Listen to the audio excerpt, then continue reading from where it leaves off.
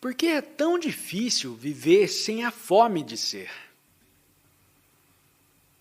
Resposta: Senhor, não faria essa pergunta se tivesse escutado o que eu disse antes. Estamos sempre fazendo isso. Alguém faz uma pergunta e de tal maneira estamos absorvidos em nossos próprios problemas que nem prestamos atenção. Se tivesse escutado a pergunta relativa à morte, teria respondido por você mesmo a presente pergunta. Por que é tão difícil viver sem a fome de ser ou vir a ser?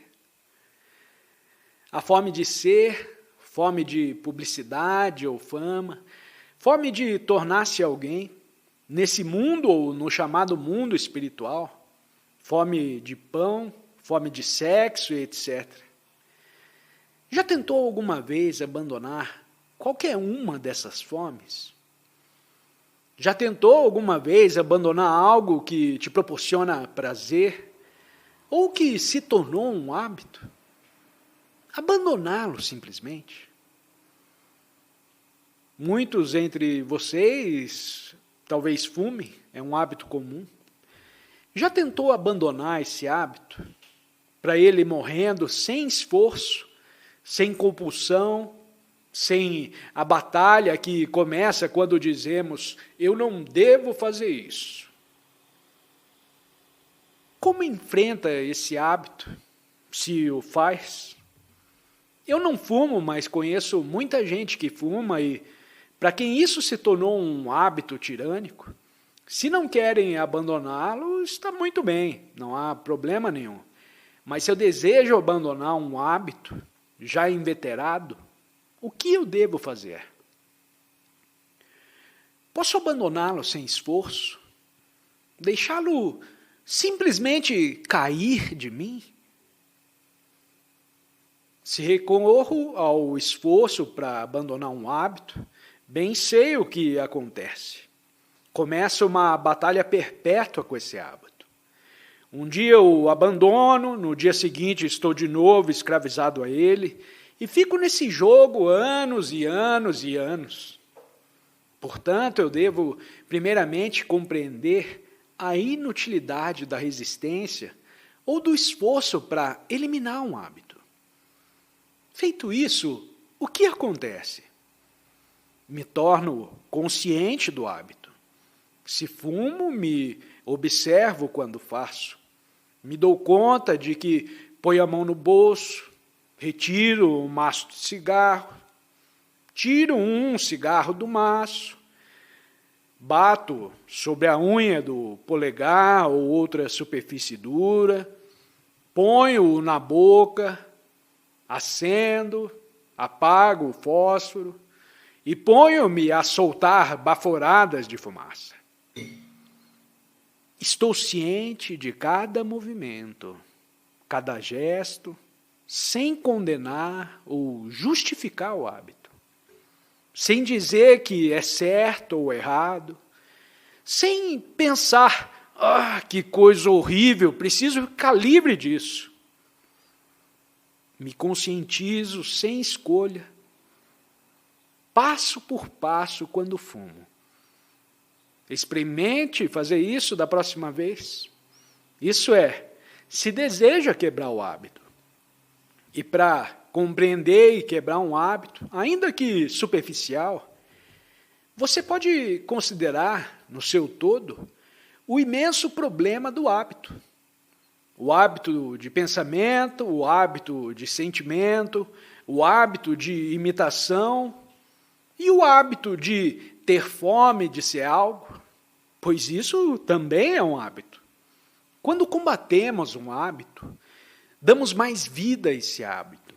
E então o lutar se torna outro hábito, o qual, por sua vez, nos aprisiona novamente. Conhecemos apenas a resistência que se tornou o hábito. Todo o nosso pensar é habitual, mas compreender um hábito é abrir a porta da compreensão de todo o mecanismo do hábito. Descobrir quando o hábito é necessário, como no falar, e quando é visceralmente corruptor. A maioria de nós funciona numa série de hábitos. Na agitação, na ansiedade, na tremenda agonia de nossa existência, buscamos conforto recorrendo àquilo que chamamos Deus.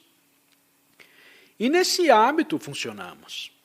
Temos hábitos alimentares, hábitos de pensamentos, hábitos de sentimentos e dizemos, se não funcionou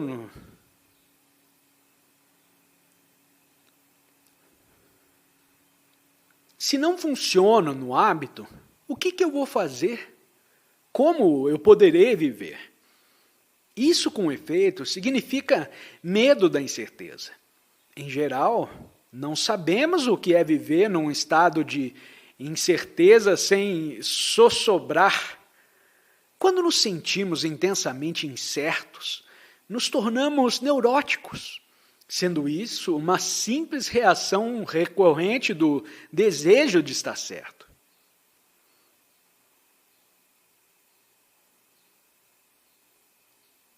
Sendo isso uma simples reação decorrente do desejo de estar certo. O pensamento sempre funcionou no hábito. Por isso teme estar incerto, sem segurança. Viver na incerteza é um estado salutar e não um estado neurótico. Mas nós não sabemos o que isso significa. Assim, para compreendermos o anseio de ser ou de vir a ser, você deve se interessar no inteiro processo do hábito e compreendê-lo. Pergunta: à medida que envelhecemos, a mente parece solidificar-se em camadas. Esse processo é natural e inevitável? Resposta: fisicamente, à medida que envelhecemos, nos tornando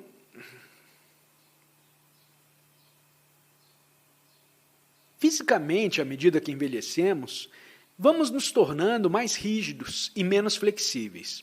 E isso é um fato que se pode observar com facilidade. Naturalmente, mediante alimentação adequada, a prática de certos exercícios e etc., é possível conservar o corpo regularmente flexível. Mas isso não constitui o problema integral.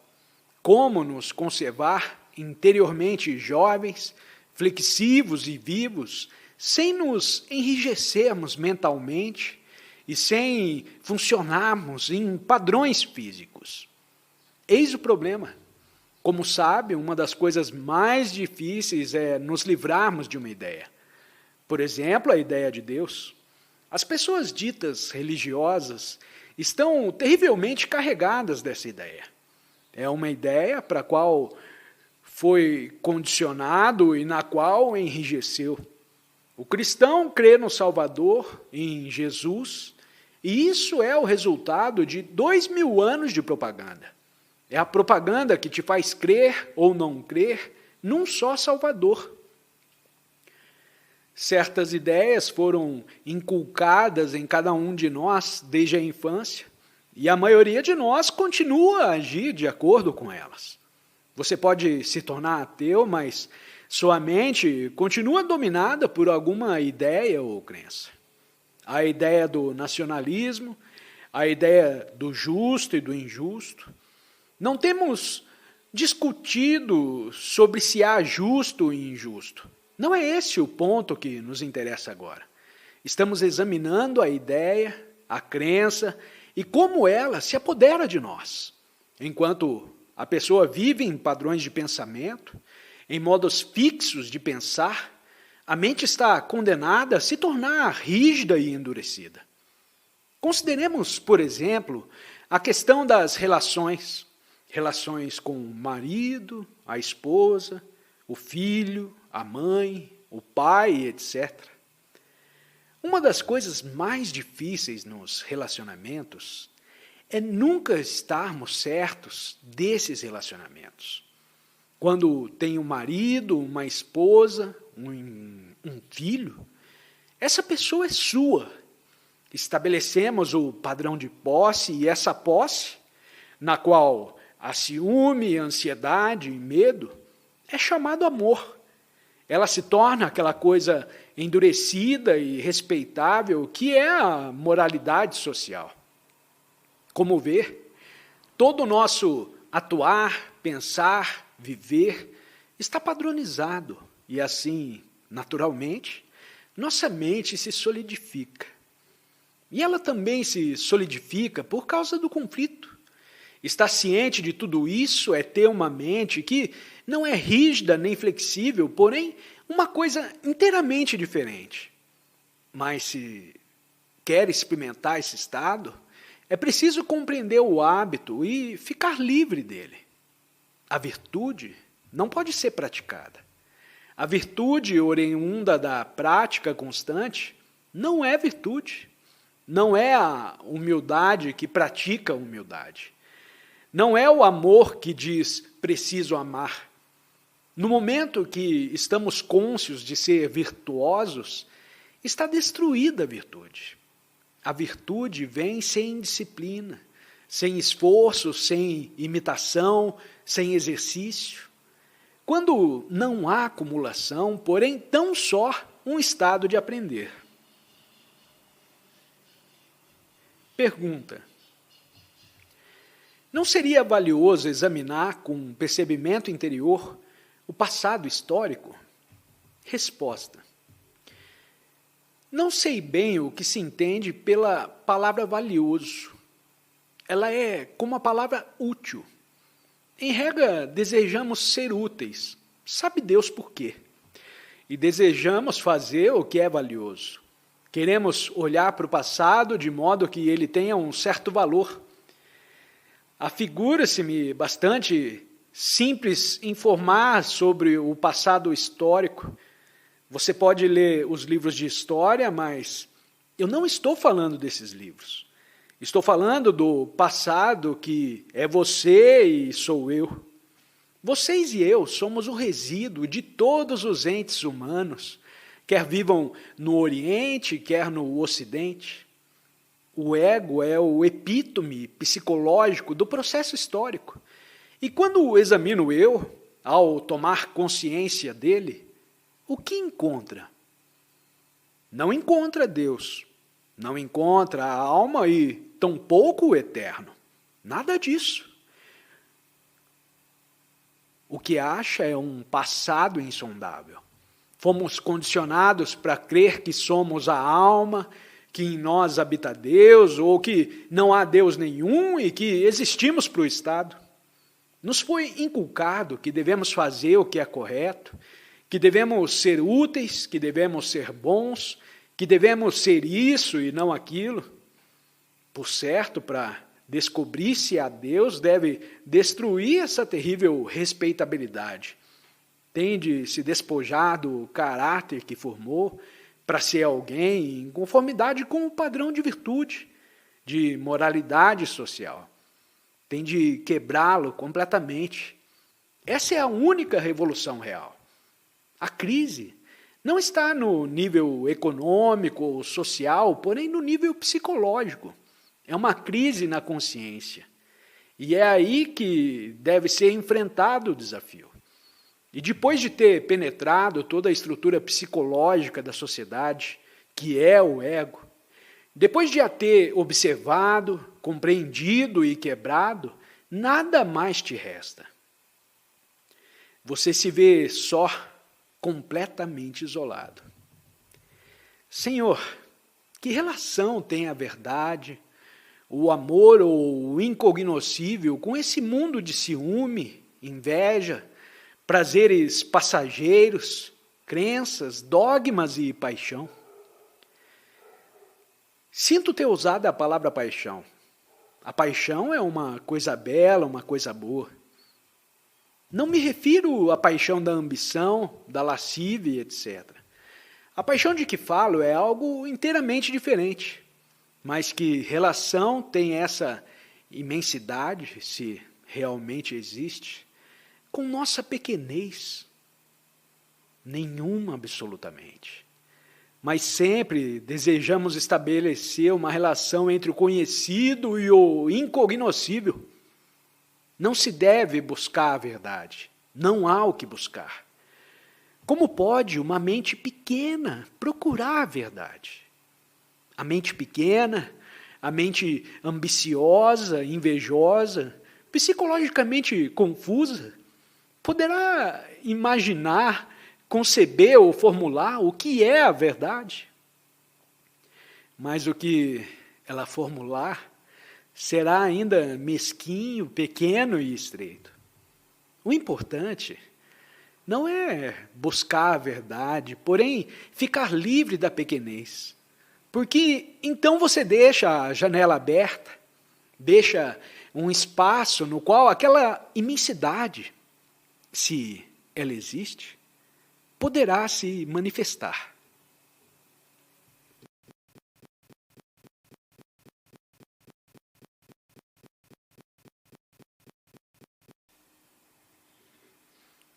Seria lamentável se, após essas palestras, levássemos daqui meras ideias, conceitos ou conclusões. Porque, conforme tenho salientado, ideias, conceitos e conclusões não podem alterar na essência a mente humana. Embora política, economia social e comercialmente as coisas estejam mudando rapidamente, a rapidez dessas mudanças é mais significativa do que as próprias mudanças. O de que necessitamos é uma tremenda revolução psicológica. Entretanto, aparentemente, não podemos acompanhar psicologicamente as céleres modificações exteriores. Individualmente, continuamos envolvidos com conflitos, como já o estamos há séculos. Para se descobrir o que é verdadeiro, devem ser postas de parte todas as conclusões, todas as formas de comparação e condenação. E isso nos afigura dificílimo, porque somos educados, condicionados para condenar e justificar. Quando temos um problema, tentamos achar uma solução, em vez de tratarmos de compreender o próprio problema, pois a solução está contida no problema e não fora dele. Para a maioria de nós, mudança consiste apenas em troca de padrão. E se considerar isso, verá que troca de padrão constitui uma verdadeira transformação. Toda mudança operada na esfera do tempo é o mesmo movimento modificado e continuado. Eu não estou falando sobre mudança de padrão, porém, a respeito de uma profunda revolução psicológica. E isso significa se libertar completamente da estrutura psicológica da sociedade. Mudança que se opera dentro do padrão social é um movimento do conhecido para o conhecido. Não acha? Sou isso e quero me tornar aquilo que é o meu ideal, e assim luto para mudar. Mas o ideal é uma projeção do conhecido, e o cultivo do ideal continua a não ser mudança nenhuma. A revolução implica, por certo, um percebimento total de toda a estrutura psicológica do eu, consciente e inconsciente, e que se esteja totalmente livre dessa estrutura, sem pensar em se tornar outra coisa. Quer estejamos cônscios dela, quer não, a maioria de nós estabeleceu um padrão de pensamento e atividade, um modo de vida padronizado.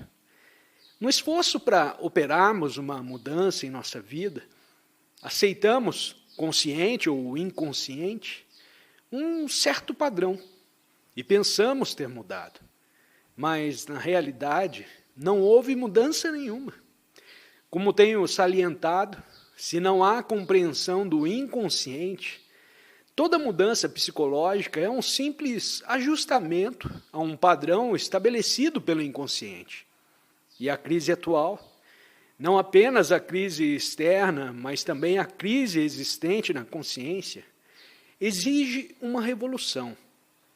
Não me refiro à revolução social ou econômica, que é muito superficial, porém à revolução no inconsciente, a completa libertação da estrutura psicológica da sociedade, um total abandono da ambição, da inveja, da avidez, do desejo de poder, posição e prestígio e etc.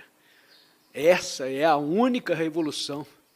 Portanto, sem ela, nada de novo pode existir.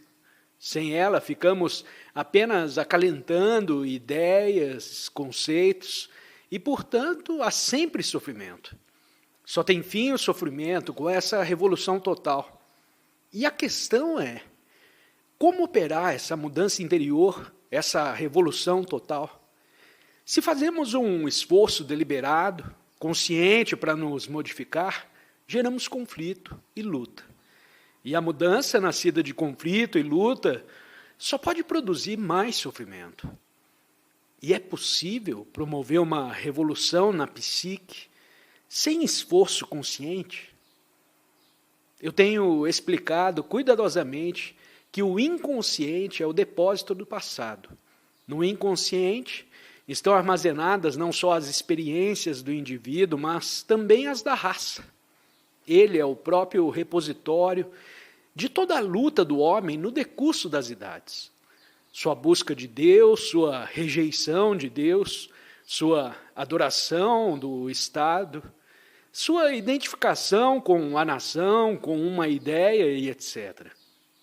A totalidade de tudo isso é o passado. É o fundo inconsciente de cada um de nós, em conformidade com o qual reagimos. Podemos tentar compreender o inconsciente por meio de exame e análise, mas isso é óbvio, não produzirá revolução. Você pode modificar e reformar, mas sua reforma tornará necessária uma nova reforma. E isso não é revolução, não é a completa libertação do passado. Se necessita de uma mente jovem, nova e purificada. E essa mente só pode existir quando nos libertamos psicologicamente do passado. Mas como poderá operar-se essa revolução sem esforço, sem procurar fazer algo nesse sentido? Todo esforço ou luta que visa a transformação envolve contradição. E a contradição acentua o conflito já existente. Portanto, não há transformação.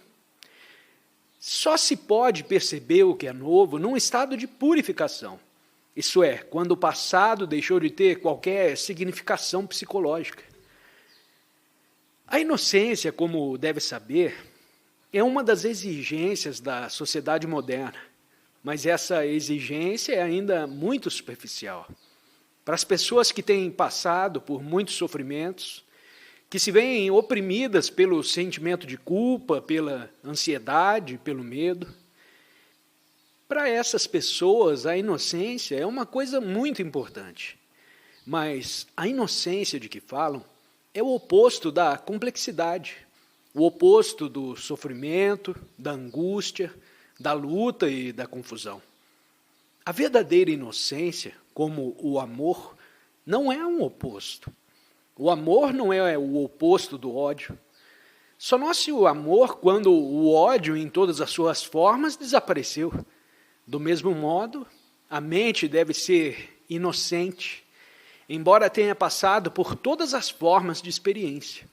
Para que a mente realize esse estado de inocência, devem terminar as acumulações de experiência, as quais são ainda o passado e ainda fazem parte do fundo inconsciente. E como será isso possível? Dizem as pessoas religiosas que devemos recorrer a Deus, nos pormos num estado de receptividade para a graça de Deus. E há práticas religiosas de toda espécie, que servem para persuadir, influenciar ou controlar a mente humana, a fim de torná-la capaz de alcançar, de uma ou de outra maneira, aquela inocência. Há também os que, com o uso de drogas diversas, procuram experimentar um estado exaltado de sensibilidade perceptiva, um maravilhoso estado de bem-aventurança. Mas a inocência não pode ser produzida com o uso de nenhuma droga, de nenhum método de yoga, nenhuma crença ou rejeição de crença, ou pelo aguardar a graça de Deus. Tudo isso implica esforço, busca, ânsia de fugir ao fato, o que é. E a inocência só pode vir à existência com a total libertação do conhecido. Isso é, com morrer para o conhecido, morrer para o passado, para as lembranças agradáveis, para todas as coisas que temos acalentado, formado, acumulado e que constituem nosso caráter. Infelizmente, a maioria de nós não deseja morrer para nada, principalmente para aquilo que nos dá prazer, para as lembranças de coisas que temos experimentados e a que ficamos apegados. Preferimos encontrar refúgio e viver numa ilusão, mas precisamos morrer para o conhecido, a fim de que se torne existente a inocência. Isso não é uma mera declaração verbal ou conclusão. É necessário morrermos realmente para o conhecido, para o passado. Mas não podemos morrer para o conhecido se temos um motivo para morrer, pois todo motivo está enraizado no tempo, no pensamento. E o pensamento é a reação do fundo, da consciência, o qual é o conhecido.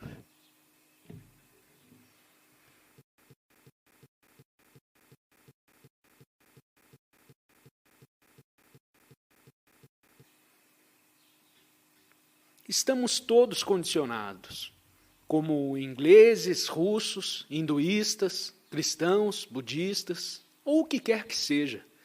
Somos moldados pela sociedade, pelo ambiente. Nós somos o ambiente. A maioria de vocês, sem dúvida, crê em Deus, em Jesus, porque nesta crença foram educados. Ao passo que na Rússia as pessoas foram condicionadas para não aceitarem nada disso. A totalidade do condicionamento da mente é o conhecido. E esse condicionamento pode ser quebrado, mas não por meio de análise. Só pode ser quebrado quando considerado de maneira negativa. E essa maneira negativa não é o oposto da positiva. Assim como o amor não é o oposto do ódio, assim também esse negativo não é o oposto de positivo, que é exame, análise, esforço para alterar o padrão existente ou para se ajustar a um padrão diferente. Tudo isso consideramos positivo. E o negativo de que temos falado não é o oposto disso. Não é tampouco uma síntese. Síntese implica reunião dos opostos, mas isso produz um novo conjunto de opostos. O negativo de que falamos é a total rejeição dos opostos. Quando rejeitamos totalmente o método, que faz parte do nosso condicionamento, pelo qual se procura modificar a psique por meio de esforço, de análise, então o nosso método é negativo. E só nesse estado de negação a mente pode ser inocente. Essa é a verdadeira mente religiosa. A pessoa religiosa não é aquela que crê que vai à igreja todos os dias ou uma vez por semana.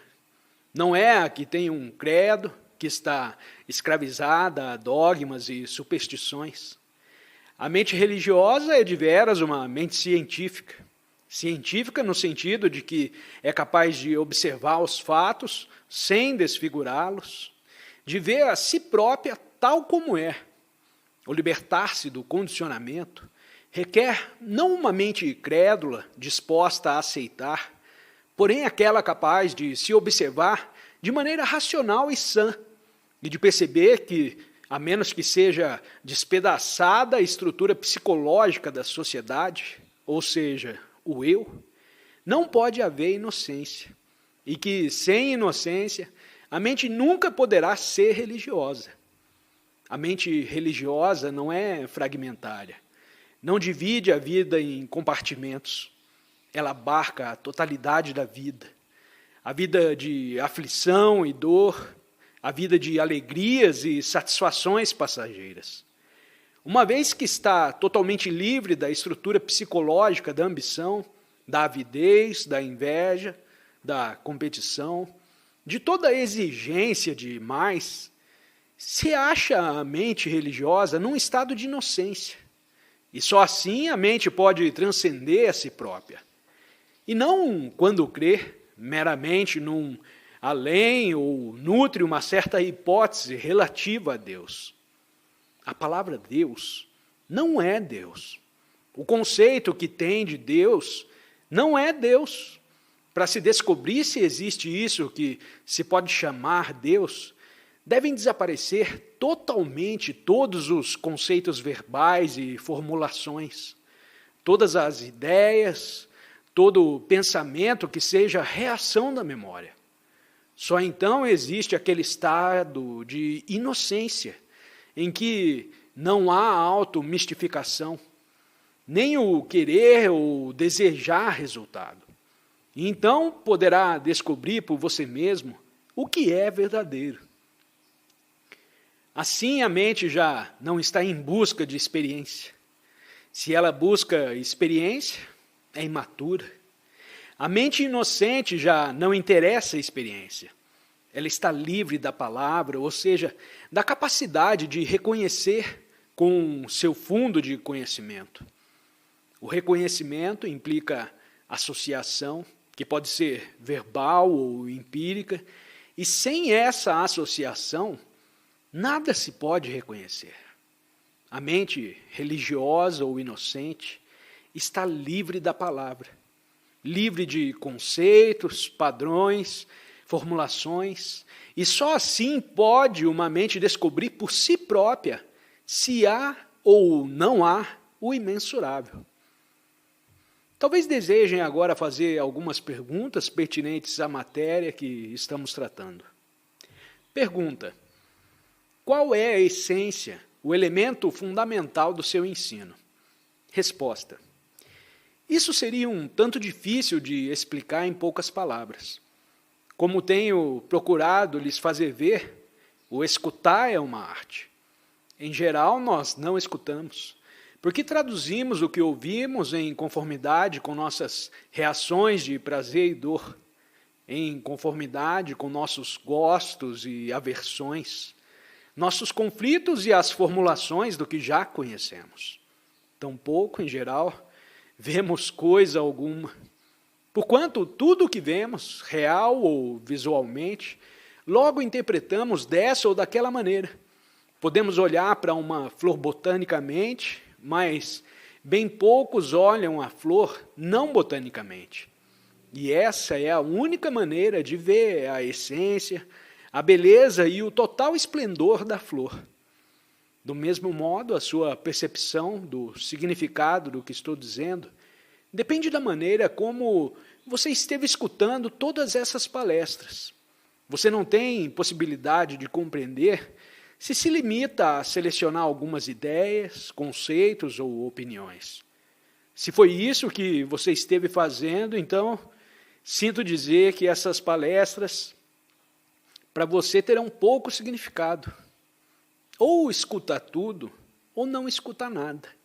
E se escuta tudo o que estivemos dizendo, você pode perceber por você mesmo a essência, e não me perguntar qual é essa essência.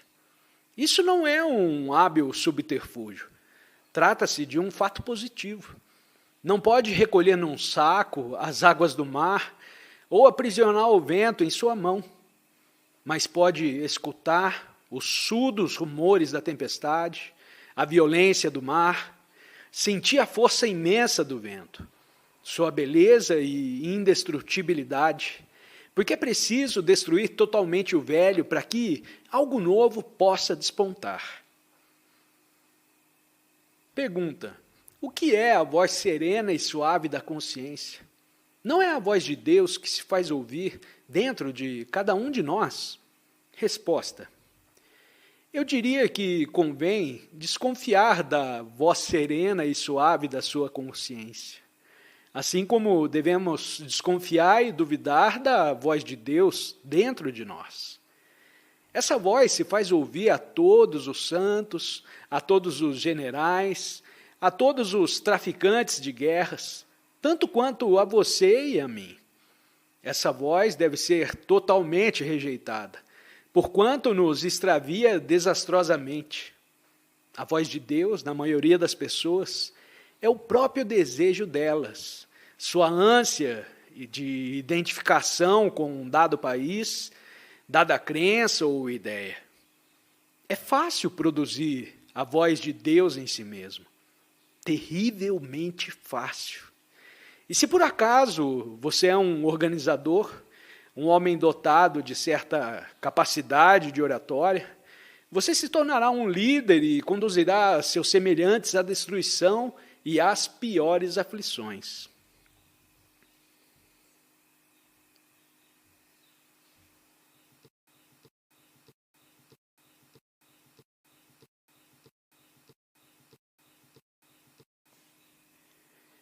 Por que você insiste em falar sobre o conhecido e não nos fala sobre o desconhecido? Resposta. Em primeiro lugar, por que eu falo? O que é comunicação? Podemos nos comunicar uns com os outros verbalmente, ou podemos comungar silenciosamente. Em geral, preferimos a comunhão silenciosa, porque assim cada um pode conservar suas ideias e crenças favoritas, permanecer recolhido em sua torre de marfim. Mas quando tentamos nos comunicar verbalmente, começam as dificuldades, porque então temos de estabelecer uma certa relação entre nós, temos de nos entender mediante a significação das palavras. E só é possível nos compreendermos mutuamente quando nos encontramos a um só tempo no mesmo nível. Eu não falo com o fim de persuadir vocês, ou de transformar vocês, ou de impelir vocês a alguma espécie de revolução psicológica, mas sim porque não posso deixar de falar a respeito de algo que é tão momentoso, tão real e verdadeiro. Quando você mesmo vê a extraordinária beleza e luminosidade de uma nuvem, sente vontade de dizer aos outros que a olhem também. Eu, pelo menos, o faço. Aí está. É por isso que falo. E a outra pergunta é: por que falo reiteradamente sobre o conhecido? Por que não me atento ao desconhecido e não falo dele? Vocês não podem conhecer o desconhecido. Só podem conhecer o que já experimentaram e, portanto, é capaz de reconhecer. O desconhecido não é reconhecível. E para a manifestação dessa imensidade, é preciso que termine o conhecido. É necessária a libertação do conhecido. E é por isso que falo constantemente sobre o conhecido. Isto é, com o fim de extingui-lo. Não há possibilidade de falar a respeito do desconhecido. Não há palavra nem conceito que possa inseri-lo na estrutura do conhecido. A palavra não é a coisa. E a coisa precisa ser percebida diretamente sem a palavra. E isso é extremamente difícil. Perceber uma coisa com a mente purificada e ilesa. Perceber uma coisa com um amor jamais contaminado pelo ciúme, pelo ódio, pela ira, pelo apego e pela posse. Temos de morrer para o apego, para a posse, para o ciúme e a inveja. Morrer sem razão, sem causa e sem motivo. Porque é só então, nesse estado livre do conhecido, que a outra coisa pode se manifestar. Pergunta: você crê que uma repetição de palavras, por mais sagradas, seja meditação? Resposta: a meditação não pode se produzir mediante qualquer repetição de palavras, por meio daquilo que os hinduístas chamam mantras e vocês chamam de oração. Orações e mantras só servem para adormecer a mente. Pelo engrolar repetidamente uma série de palavras, você pode se pôr a dormir agradavelmente. E assim fazem muitos de nós. Nessas condições soporíficas, nos sentimos num estado extraordinário. Mas isso não é meditação. Significa apenas narcotizar-se com palavras. Um homem pode também se narcotizar tomando certos preparados químicos ou bebidas alcoólicas, e de várias outras maneiras. Mas nada disso é meditação. A meditação é uma coisa realmente extraordinária e deveria praticá-la todos os dias. Mas a meditação não está separada do viver. Não é algo para se fazer de manhã e esquecer no resto do dia. Ou que deve ser lembrado e utilizado como guia de sua vida. Isso não é meditação.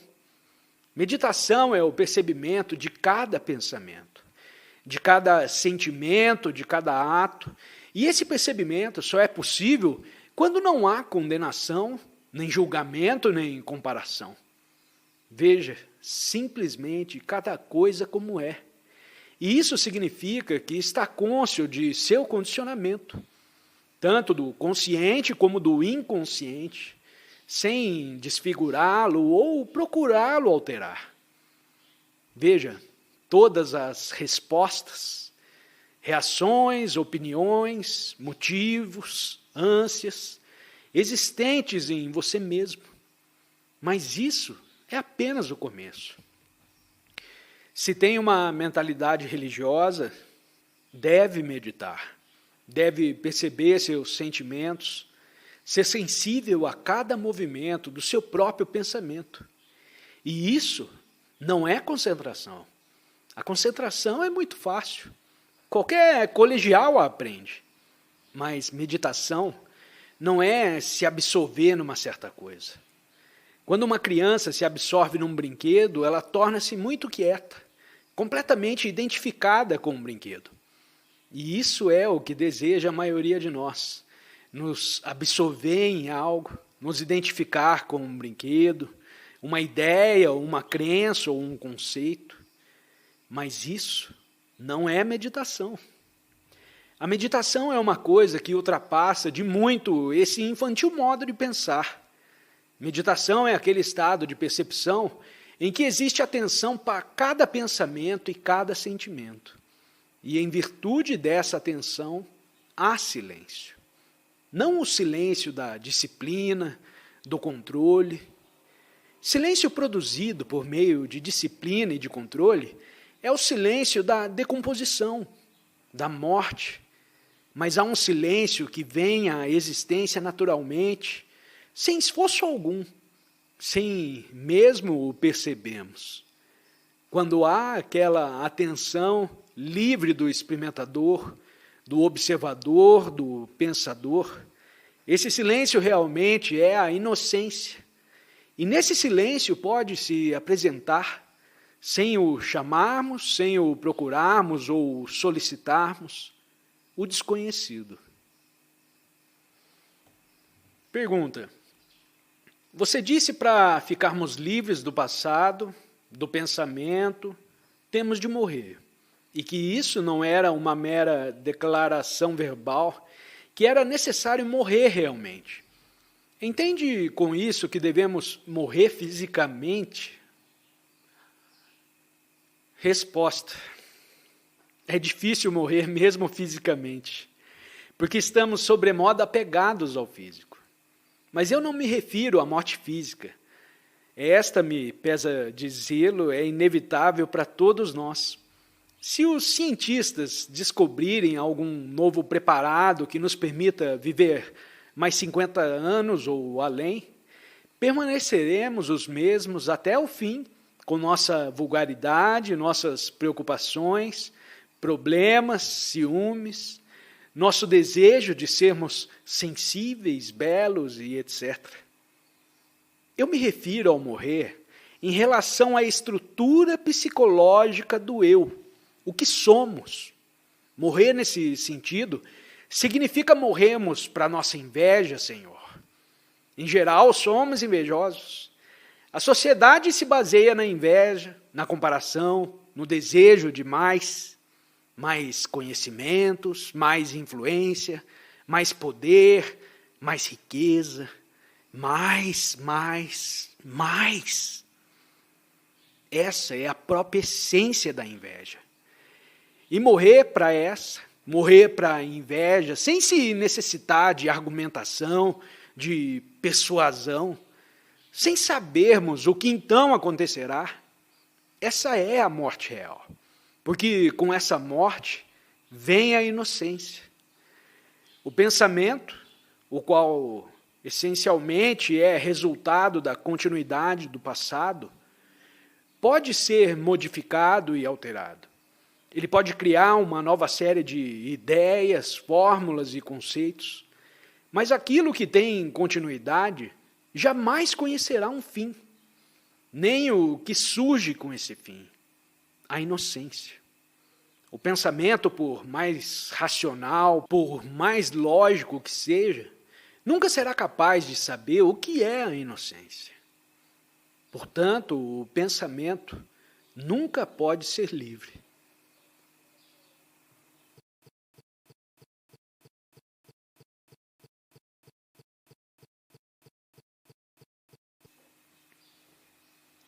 Você disse, creio eu, que o evitar um problema é preferível a procurar uma solução.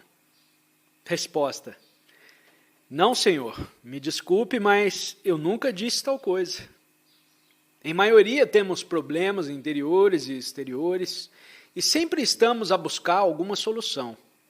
Todos os problemas externos, mecânicos, podem ser solucionados. Mas os problemas interiores, os problemas psicológicos, não têm solução. Precisam ser compreendidos. E a mente que busca solução para um problema psicológico é incapaz de compreendê-lo. Se eu tenho um problema psicológico, digamos, em minhas relações, e tento solucioná-lo, nesse caso estou evitando o problema. Portanto, o meu interesse em encontrar a solução me impede de ver o fato, isso é, o próprio problema. Para compreender o problema, eu devo olhar o fato sem opinião, sem exigência de solução. Pergunta: se o tempo permite, poderíamos permanecer sentados tranquilamente para experimentarmos juntos alguns momentos de completo silêncio? Resposta: Senhor, essa é uma das coisas mais perigosas que se pode fazer. Estão aqui sentados, aqui reunidos, há uma hora a escutar, e é de supor que, durante esse escutar, você permanecesse em silêncio. Se não estivesse em silêncio durante essa hora, ou mesmo por alguns minutos, no ato de escutar, então permanecemos aqui tranquilos, todos juntos, para experimentarmos o silêncio, só poderá nos levar a várias formas de ilusão.